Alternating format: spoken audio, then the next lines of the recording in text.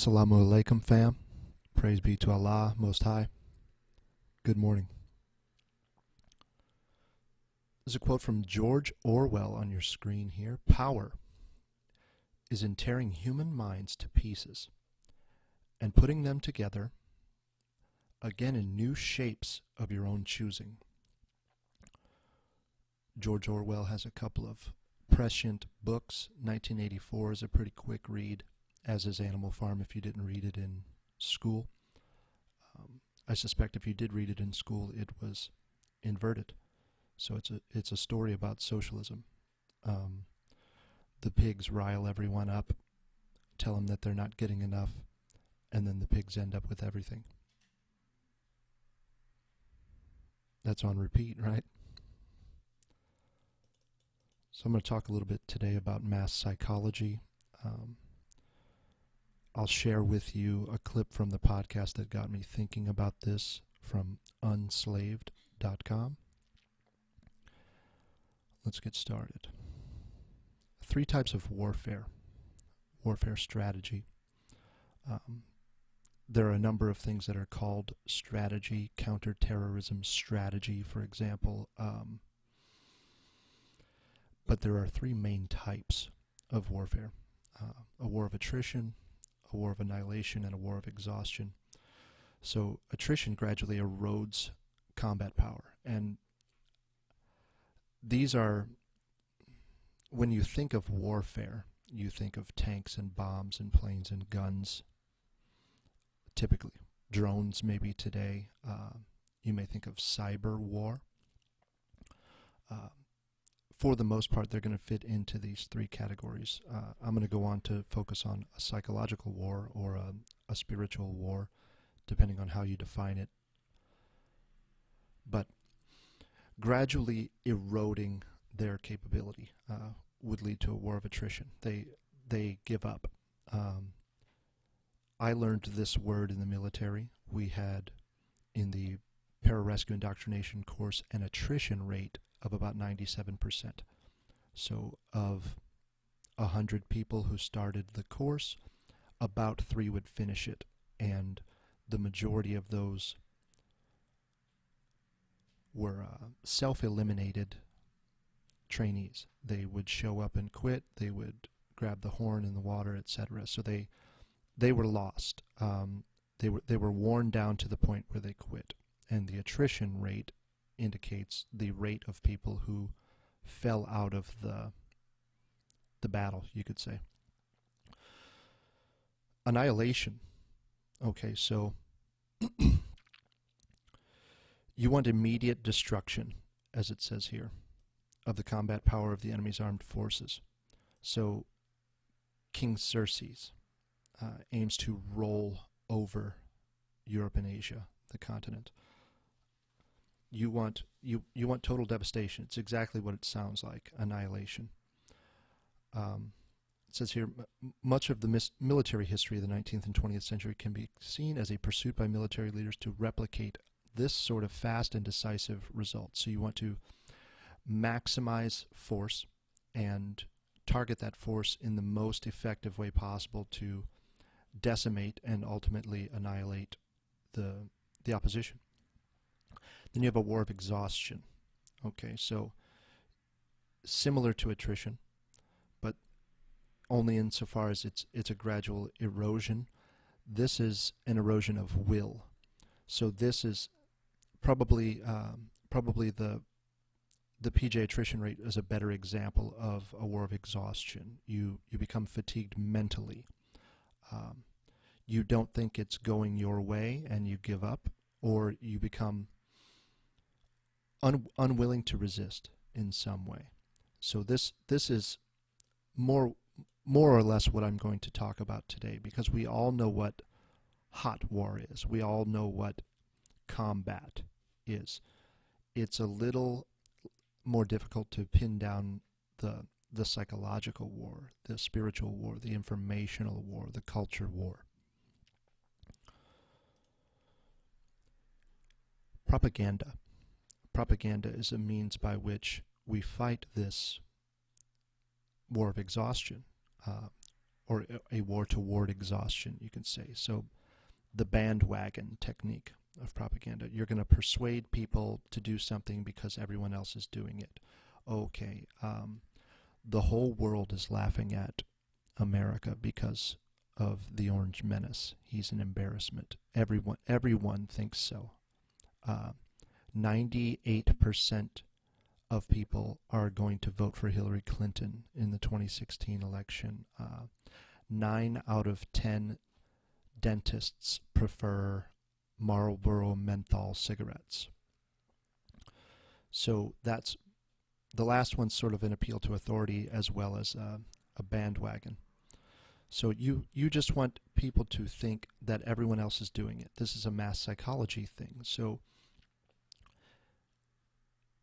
evolutionarily speaking, isolation is the worst, right? So we're tribal.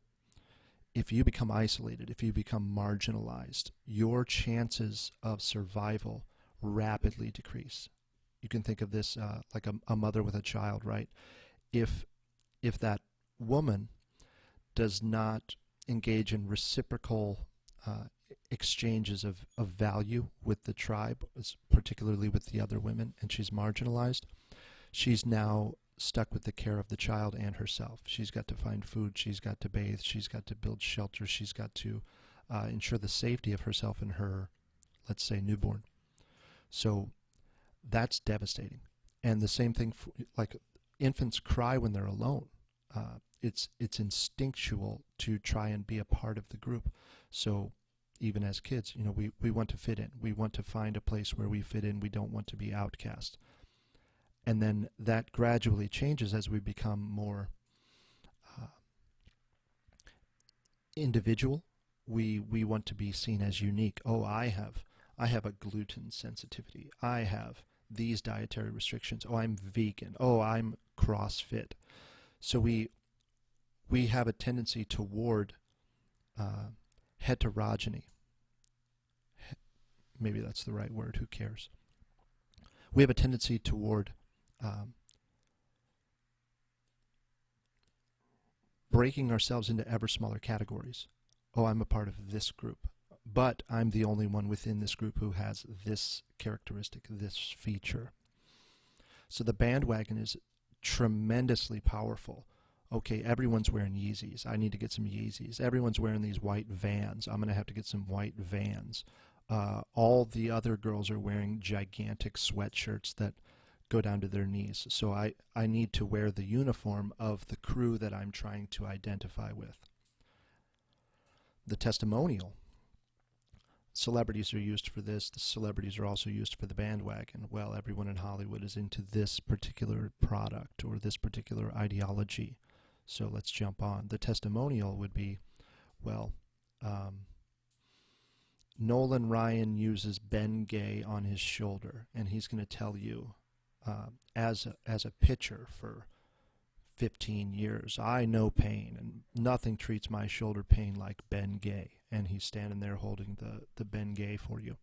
That's a testimonial, and you want that person to seem authentic. You want them to be relatable.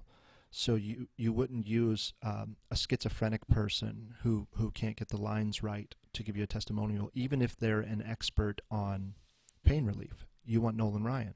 He's likable. He's already a brand. The transfer. Qualities of a well-known person are associated with a product to promote or demote it. Well, you don't want to drive a Chevy truck because racist redneck hillbillies drive Chevy trucks. Who drives GMCs? Well, businessmen. Businessmen drive GMCs. So I'm gonna transfer the qualities of a person or the perceived qualities of a person onto a product to make you either want it or to make you distance yourself from it. Well, you don't want republicanism. Republicanism is all about greed and corporate wealth and capitalism. Ugh, capitalism. Or you don't want to collectivize anything because that's Marxism, that's Stalin, that's Mao, that's Hitler, that's etc. You don't want those things. Here's what you want: is this middle ground where you're maximally susceptible to persuasion. Repetition.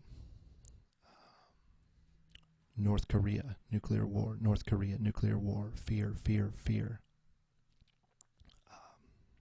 Russian collusion, Russian collusion, Russian collusion.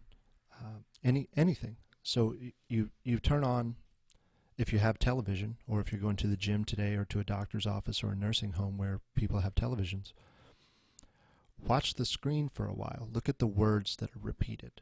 Dark, chaotic, turmoil, the last, artificial scarcity, things like that. So you'll see words repeated. You'll see themes.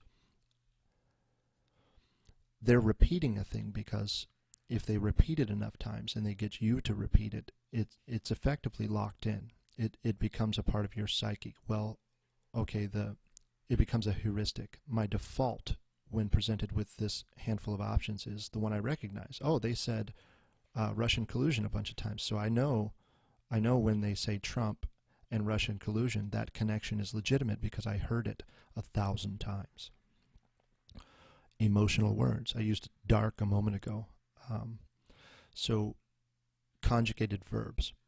Look for words like dark, scary, feigned, aggressive, things like that in headlines, because the majority of people are just reading the headline. They're getting their news from a headline. They're getting their news from a meme. They're getting their news with they know the whole story within half a second, probably faster than that, depending on how quickly your brain is processing these images and words. But these words stand out, and they can generate positive feelings. They can generate negative feelings, and you can think of these in the political context like I'm talking about, or you can think of them in regard to advertising. It might make it a little more relatable.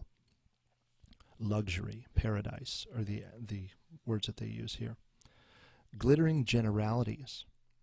Vague positive ideas. It's cool, it's great, it's new, it's fun, it's exciting. Name calling, plain folks, etc. So this is marketingwit.com, types of propaganda techniques, and they're just talking about how to market products. So if the product is shoes, it's marketed in this way. If the product is Marxism, or name a thing, if it's an ideology that's being marketed, it's going to be marketed in the same way. So that's all I mean to illustrate here, and I probably spent a little too much time on that. So moving on to psychological warfare. This is the use of that propaganda. Those techniques that I just described here in the context of marketing a product or advertising are also used against enemies. You want to wear down the enemy's will. You want to break the spirit. You want to break their resolve. If you can break them mentally, you can break them physically. There's fighters, for example. A popular event from last year, year before, I don't know, that UFC guy McGregor fought Floyd Mayweather, the boxer, and Mayweather, the professional, is quiet, stoic. The UFC fighter, bombastic, extroverted, cocky, etc. So these are just two different techniques in opposition to one another. I'm the still pond, or I'm the chaotic storm. You can see who is who in that situation pretty easily. And so those are psi-war techniques that they're employing against one another. I'm going to make eye contact with you. When we line up in our fight thing and do this gay size up thing, maybe I'll tap you in the dick. I saw a guy kiss another guy one time in one of those size ups. Perfect. Getting into someone's head. My wife does jiu-jitsu. I'm always joking with her, or playing around when we're rolling, and I'll like pinch her fingertips or something, or like kiss her while we're in the middle of a fighting match, basically, and it changes your mentality, and that can be used to gain advantage. Demoralize, break the will, or render him favorably disposed to your position or to someone else's position. propaganda is tremendously effective. Oh, I used Xerxes as an example a moment ago. We see this as a modern invention, psychological warfare, but there are myriad examples of this happening throughout history. Thomas Paine's Common Sense, one example, to get people more motivated to fight. Here's what you're fighting for. Here are the differences between the United States Constitution and all other world governments. Here's the difference between our ideology and our in-group preference versus all of the others. You want to be on this team, and here's why. So what we have now, social media, radio, magazines, newspapers, film, television, all of these are being used to influence your mentality, your spirit, right? It's a war on your psychology. And I say war, I don't mean that it's all bad, right? I don't see the Church of Latter-day Saints out trying to convince people to go and murder other people or convince them to go and blow all their money on new cars. Warfare is not always a good versus evil sort of thing. It's just competition in the advertising sense and in the spiritual or psychological sense. So they give some examples here: Ho Chi Minh, Castro, etc. Propaganda is employed throughout history, and this Psy war is not a new thing. So the spiritual warfare I'm talking about, if you use Wikipedia's example here, they make it out to be a Christian concept. The idea of a spiritual war would be the one between good and evil, as if they're in opposition. Is it... We'll skip that. I don't want to get bogged down in that idea. This isn't simply a Christian idea. It depends on how you're defining spirit. Do you mean ghosts?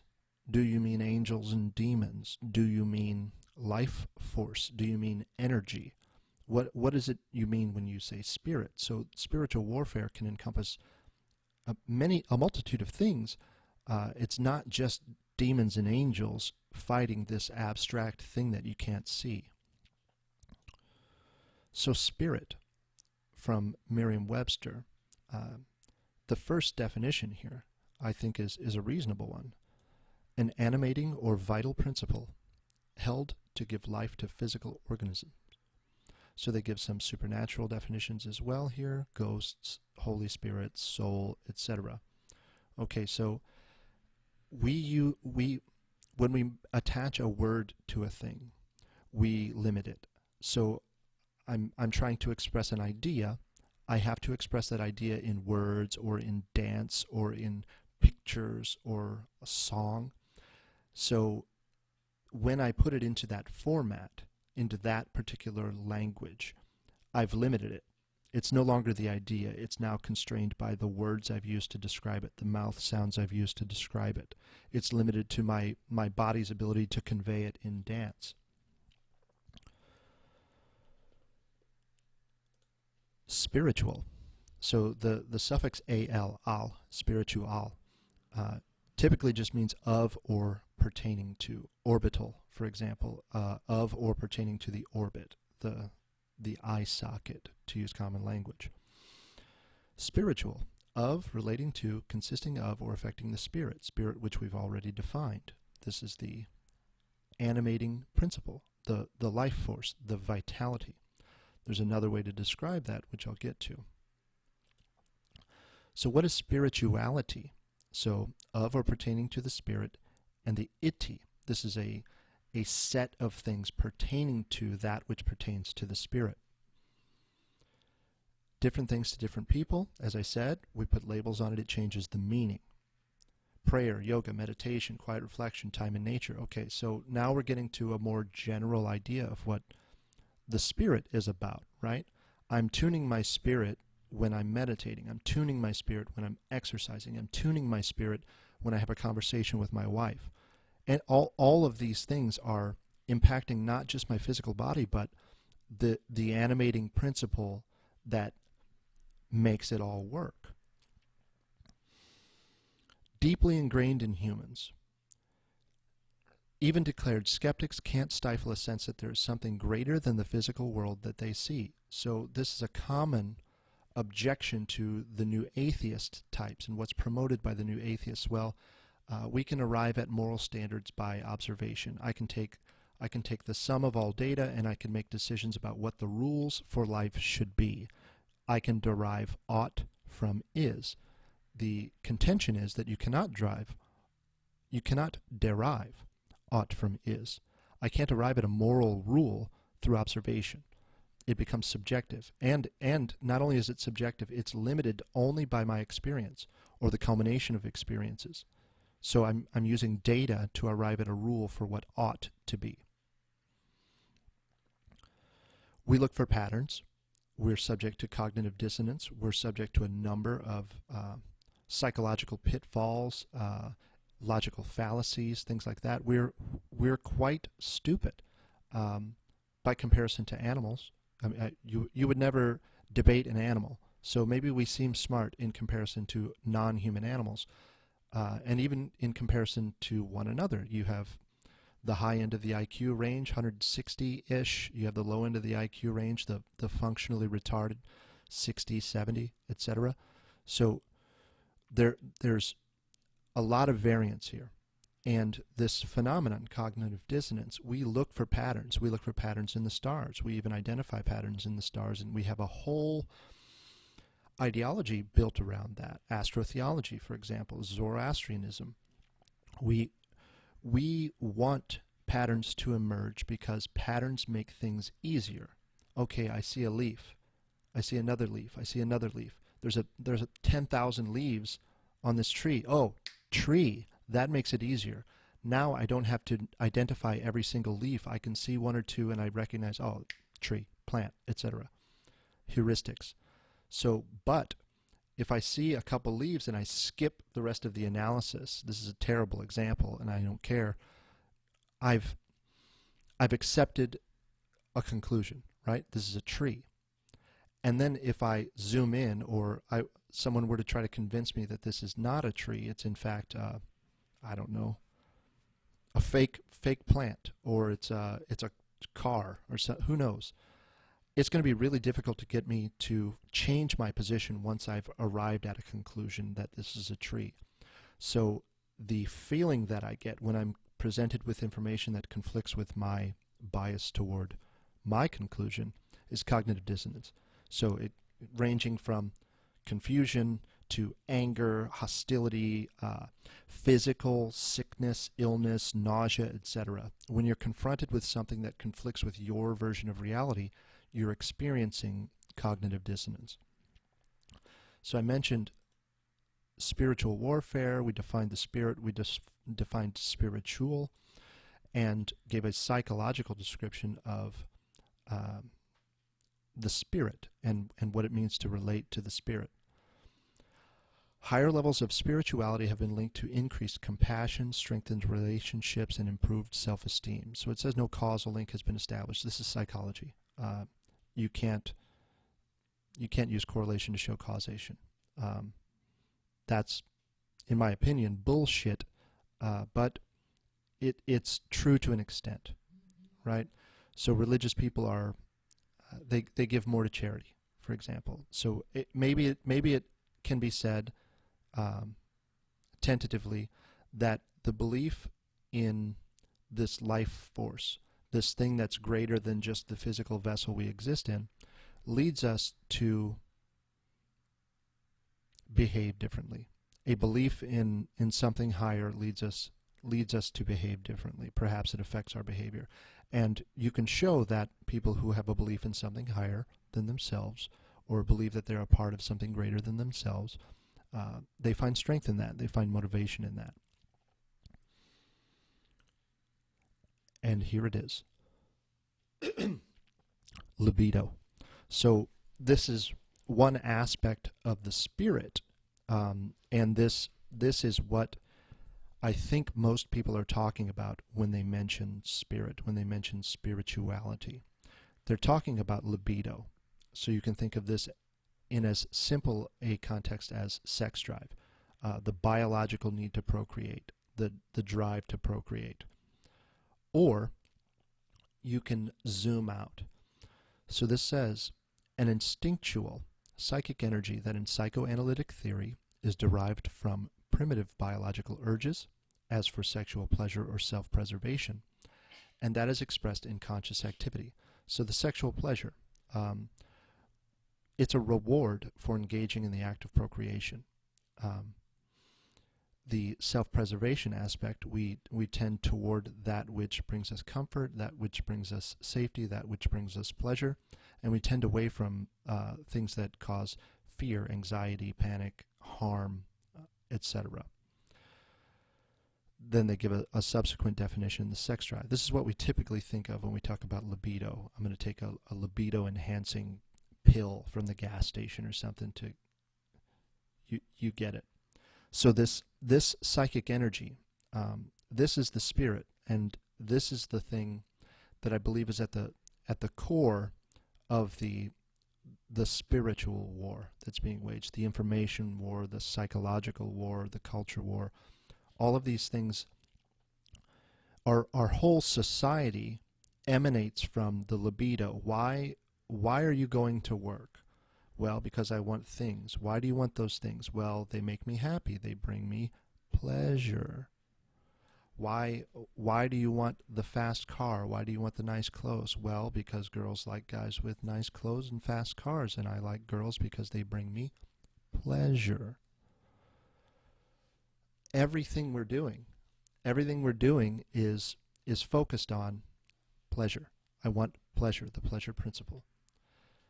And so if I can twist that, if I can make it only about physical pleasure, if I can make it only about the act of consumption, food brings me pleasure, drugs bring me pleasure, sex brings me pleasure, entertainment brings me pleasure. If I can exploit that in this psychological war, in this spiritual war, it's going to make me very, very effective. One way to do that, and there's a precedent for this in history, is pornography. Whether that's going to be soft-core pornography, just showing nudity in film, showing nudity on television, all the way to the kind of pornography that we have today. And so just this last month, there's a lot of conversation and controversy about people who are swearing off of pornography, swearing off of masturbation to see what kind of physical effects, what kind of psychological effects it's having on their body. I would imagine people right away notice that they are, in fact, addicted to it. I quit coffee for a little while. It's rough. It's rough. For about 2 days, massive headache. After that, the physical symptoms were gone, but when I would wake up in the morning, because it had become part of my routine, there's a physical addiction and a psychological addiction. The stimulant effect, the chemical effect. I would place in a subordinate position to the spiritual effect. That's just my opinion. Take it or leave it. So, pornography. I heard someone give an example of pornography being used as a weapon of war. So, I do a search, porn used in war, right? And these search results, man, it's all porn. It's all porn. What is it? Look at this title. Vietnamese war prisoners, women brutally raped before execution. This is a pornography premise. This is the plot to this porno. There are Holocaust porns. There are, you name it, there's a video that's free streaming 24 hours a day into your smartphone, into your computer. So I'm searching for pornography being used as a weapon of war, and I get the weapon delivered to me over and over and over and over. Look at, this is out of control. And then they say, well, Assad used it. Nothing to do with Israel. Assad used it. All right, so maybe I'll have to do a more specific search here. How about porn broadcast to Palestine? Because this is what I'm looking for. Okay, here we go. You occupy Palestine. you take over their television stations, and you start broadcasting pornography. Why would you do this? Why would you do this? Well, I know that religious people, particularly more traditional type Muslims, let's say, who are in Palestine, are going to have an aversion to pornography. There's a reason for that. There's a reason this was codified, that this is a vice. It's not something that that you want more of, let's say. And so this is what we talked about in the beginning here, right? It's a war of exhaustion.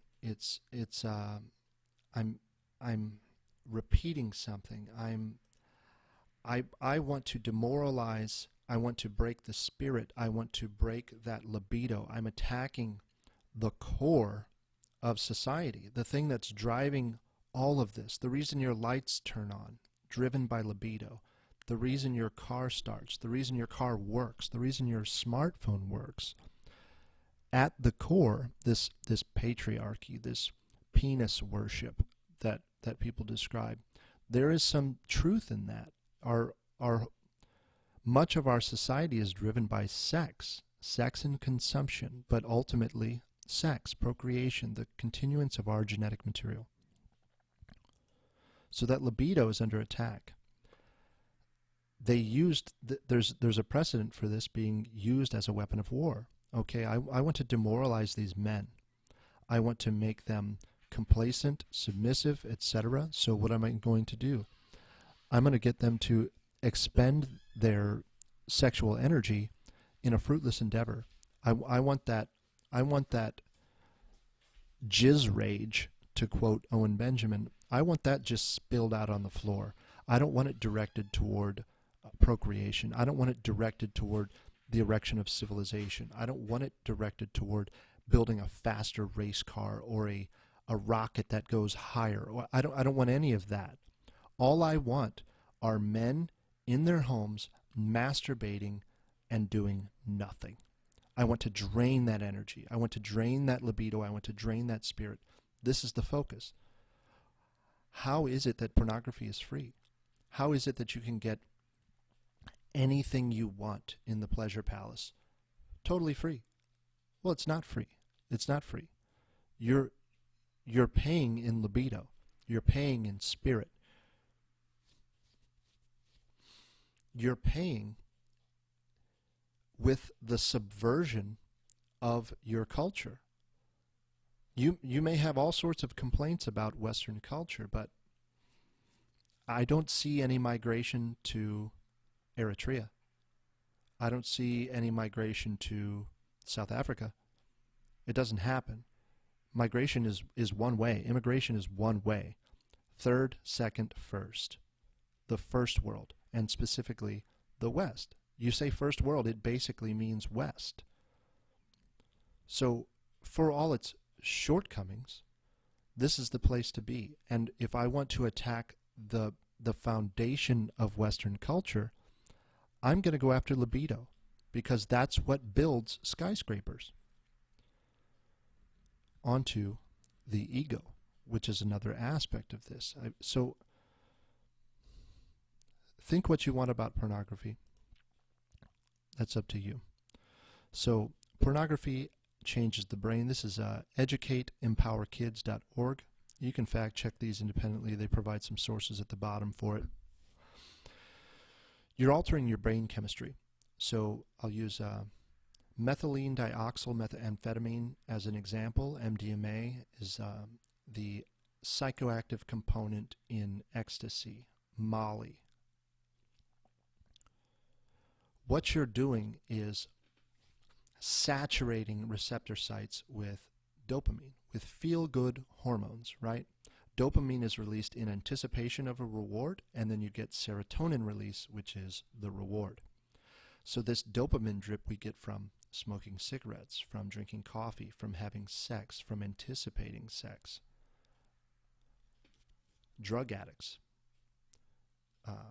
There's a ritual associated with shooting up dope, right? You go to the place where you shoot up the dope. You get your your spoon and your lighter and your dope and your needle and the thing you use to constrict your blood vessels, and all of this ritual is associated with the reward, the serotonin. So as you're engaging in the ritual up to the release, your brain is producing dopamine in anticipation of that reward. So what happens if you do this every day, multiple times a day, right? Your body recognizes that there is an overabundance of dopamine and serotonin being absorbed by your receptor sites, and it will start, you can think of it like those receptor sites burning out, but your body is recognizing that in this synaptic cleft here, there is a ton, an overabundance of this chemical. So the receptor sites that are designed to receive that chemical shut off. Your body starts shutting off these receptor sites. So now I'm going to need an increased dose to achieve the same effect, right? They call it chasing the dragon. You're never going to be as high as your first time, but that won't stop you from trying. San Francisco's a perfect example of that. So this neurochemistry is affected by this. Pornography, just like coffee, just like cigarettes, just like heroin, just like any other addictive substance that's causing a physical and a psychological dependency. Porn affects your behavior. Well, why would I go and talk to girls? Why would I approach a girl when I can just flip through Tinder? Why would I go and approach a girl when I can just sit at home and touch myself? The Coomer meme, Coomer, look them up. It's the vision you have for the guy who is just a porn addict in his mom's basement, right? It's a pathetic, emasculated, broken individual. There's no spirit there. There's no fire. It's just goo, right? Ugh. Leads to sexual dysfunction. Increasing rates of erectile dysfunction in men as young as 13, 14 years old. So the generation of kids coming of age right now, let's say 18 to 22, are the first generation to have immediate access 24 hours a day to the most hardcore of hardcore pornography at will. You have one of these devices, you have access, and it's totally free, right? So you give your kid a cell phone, your kid now has access to the panoply of pornography, and it's not just nude magazines, right? It's not Playboys. It's not what you would find in your grandpa's attic or some shit like that. I gave you an example, right? That was like the 13th search result when I searched for something that wasn't even related to porn. Those keywords brought me that despicable content. And it's free. Totally free. I'm sure your kids are staying away from those websites, though. Harming a sense of healthy sexuality. Well, if sex is all about coming, if life is all about coming, it's all about pursuing pleasure, it's all about the goo, well, why would I do anything else? This is all life is about. It doesn't have anything to do with motherhood or fatherhood or family or community or self-improvement or carrying on the legacy. You're paying your ancestors back for the sacrifices that they made to put you where you are. It's not about any of that. It's about coming. It's about, I'll leave it at that. Harming relationships. Women are objects. So it's an interesting thing about these dating apps, let's say. Tinder comes to mind. Men are objects. Women are objects. So you swipe through countless profiles, you're looking at a picture of a person, and you're evaluating that person based on their physical appearance. I thought we were trying to steer away from this, but it looks like you can only sort of steer. You're in the back seat trying to guide the car, let's say. The car's desire. So we can't manage desire. We can't manage human habit. We can't manage vice. All we can do is try to steer it. So men are no longer evaluated in terms of their ability to provide, their stability, their family. And women are no longer viewed in terms of their ability to hold a family together, to turn resources into abundance, to create. There's no masculine, there is no feminine, there is one. And I suspect, this is, call it a prediction, within 10 years, a dating app like Tinder will just be a picture of a vagina and a picture of a penis. Rate this penis. Would you accept this penis? Would you accept this vagina? Okay, so we're boiling culture down to just, it's not even procreation, it's just coming, because we're using birth control, or we're pulling out, or we're avoiding pregnancy, or if pregnancy occurs, we're murdering it. We don't want anything to do with the creative aspect of humanity. All we want is the come. Changes in mood. I mean, this is an effect of just overwhelming your system with feel-good hormones every day, right? How happy are crack addicts? How happy are heroin addicts? So let's see someone who's more articulate than I am talk about this idea. This one's going to be pretty long, man. I ought to cut it, but here we go.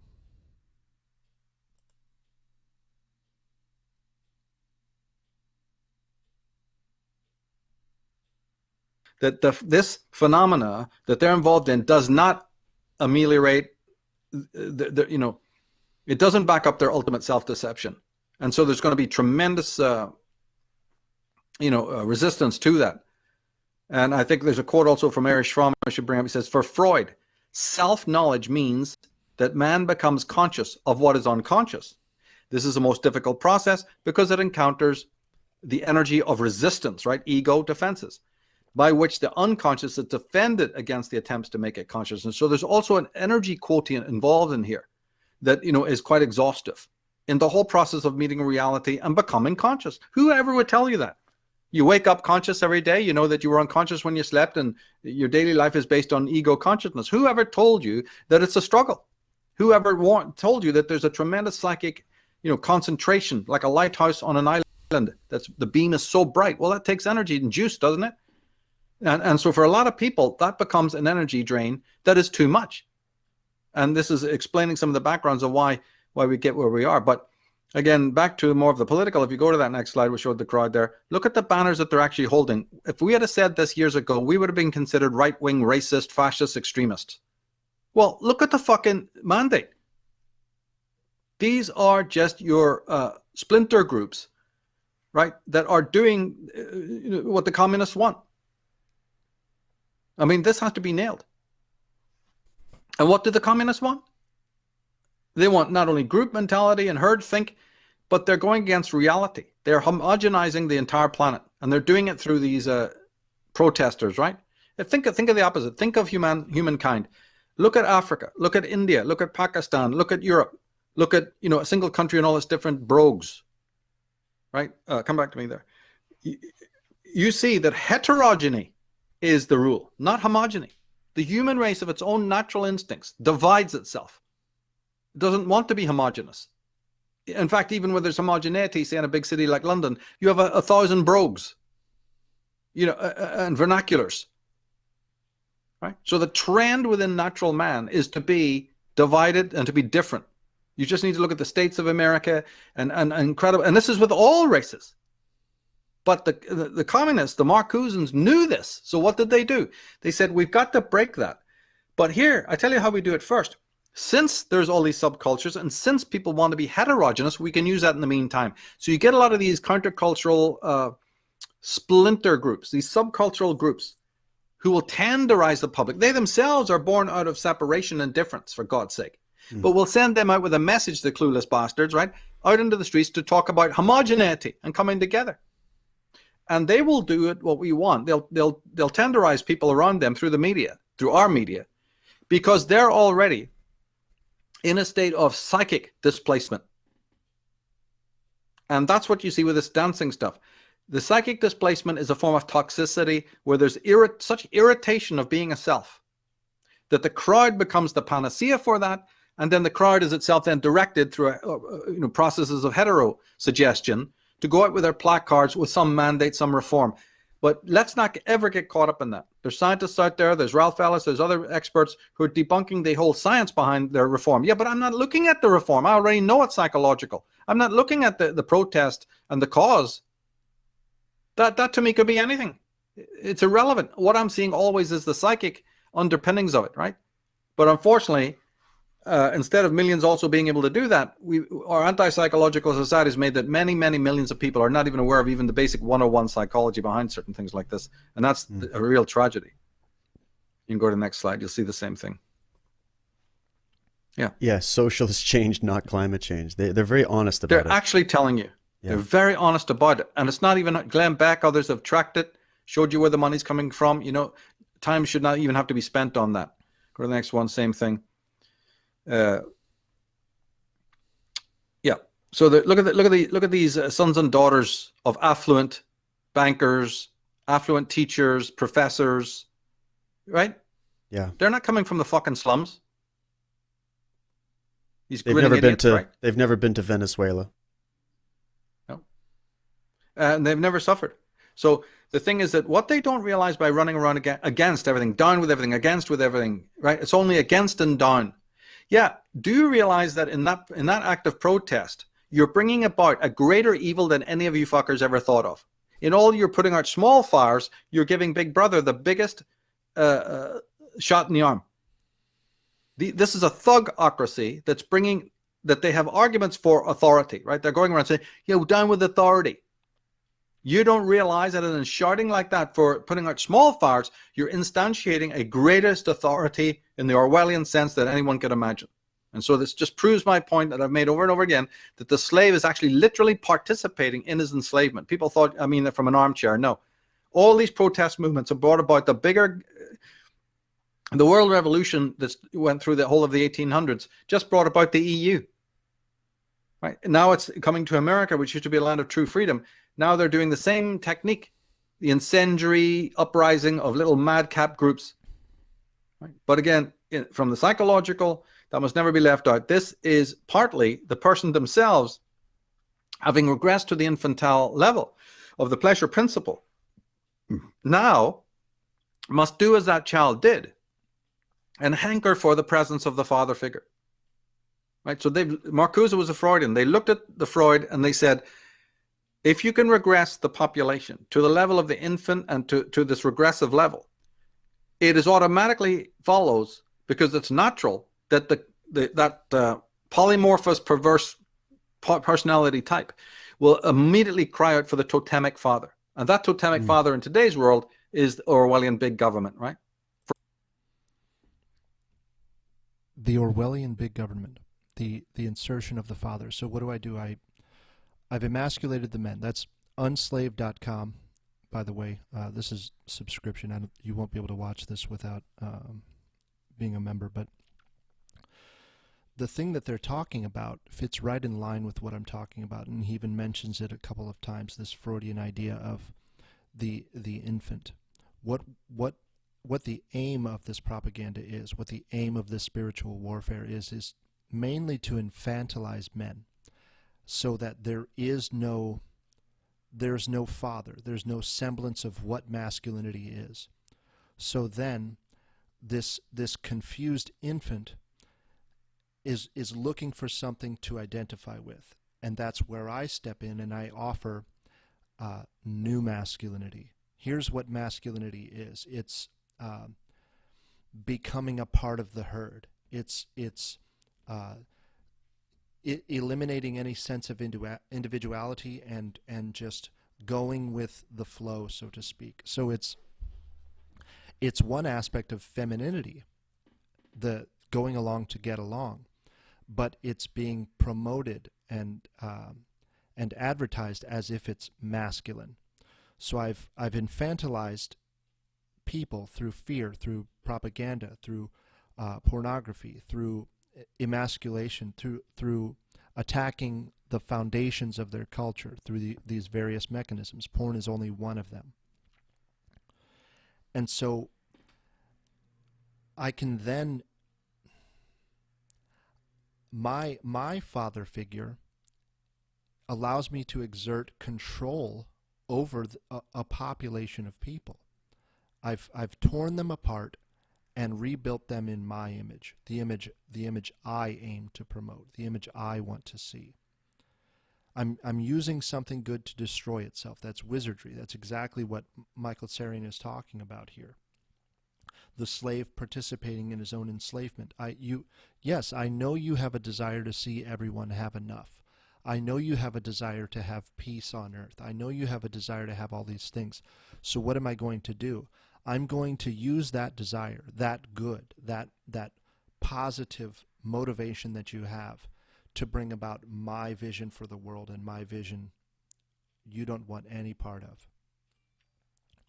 So this spiritual war, what we're seeing, the examples they give and the photos that they give are just a few examples of it. I mean, we are more obese than ever before. We have more people on antidepressant medications than ever before. We have higher rates of dissatisfaction. We have lower birth rates. We have people who are being taught in school that they are evil. Your culture is evil, it's patriarchal, it's colonial, it's etc. Despite it being the only place everyone wants to be, it's bad. Everyone just is wrong. They just don't know what they really want. They don't actually want to come to America and become American. They're mistaken. Their cultures are where it's at. The totemic father. That's the phrase that Michael uses here. It's not the father. It's a totem. It's an image of the Father. And I've constructed this image, and I'm going to offer it to you once I've broken your spirit as a people.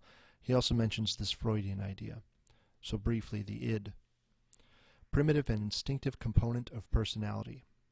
Inherited components of personality present at birth, including the life instinct, eros, which contains the libido, and the death instinct. So there's a reason I'm focusing on the libido. For all his faults, Freud is a smart dude, was a smart dude. This impulsive part of us, what we're seeing is a conflict between the id and the ego. The ego would be the way you feel about yourself, the image you're trying to project, right? Your subconscious, the id, is at war with that ego because the id is closer to the archetype. It's closer to what you would say the real reality is.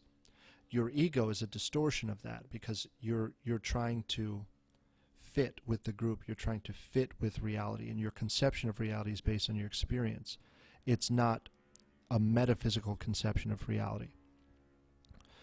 The superego is going to be the way you think people perceive you. So their view of the ego is the superego. So this id-ego battle, it's the crowd aspect that they're talking about. That's ego death. So you no longer have to deal with the anguish of the battle, the tug of war between the id and ego over your being, over your personality. You just blend with the crowd and the ego dissolves.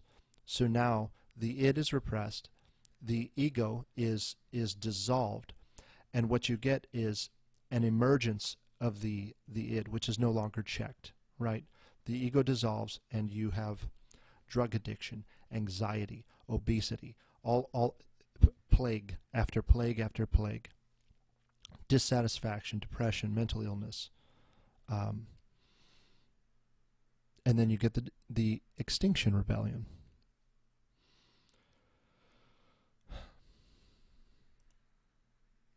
Orwell quote, and I think that's all I've got for you guys today. I don't have anything prescriptive for this. Maybe the next video will be about how to immunize yourself against this. And I think the best immunization is just to be conscious of it, to learn to recognize it, to learn to recognize propaganda, to recognize the direction in which you are being pushed, and to begin to think for yourself. You have limitless propaganda and spiritual warfare at your fingertips.